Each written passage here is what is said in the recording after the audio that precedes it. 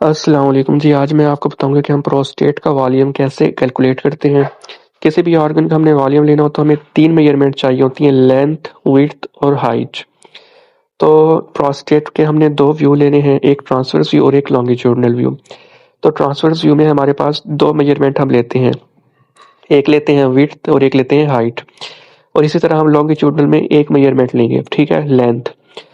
जब हम प्रोस्टेट को ट्रांसवर्स व्यू में देखते हैं तो जो हमारे पास मैक्सिमम डायमीटर में शो हो रहा होगा जब ब्लैडर पार्शियली फील्ड हो या फुल फील्ड हो, तो जहां पर हमें लगे कि मैक्सिमम डायमीटर कंप्लीट हमें प्रोस्टेट अपने मैक्सिमम साइज में शो हो रहा है, तो वहां पर हम फ्रीज करेंगे और 2 मेजरमेंट लेंगे।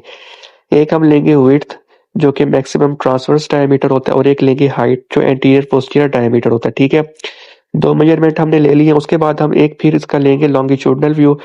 उसमें फिर हम मेजरमेंट लेते हैं ब्लेडर की नेक से लेकर उसके एपिक्स तक हम कैलकुलेट करते हैं, वो उसे उसे हम कहते हैं लेंथ, ठीक है। फिर उसके बाद जो इसका हमारे पास एक मैनुअल फार्मूला है वॉल्यूम कैलकुलेट करने के लिए, वो होता है लेंथ विड्थ हाइट मल्टीप्लाई 0.52।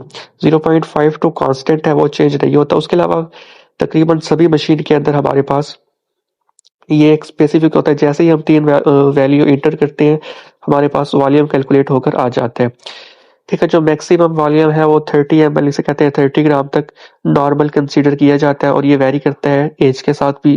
अब जो 40 ईयर्स के बाद ये बढ़ना शुरू हो जाता है।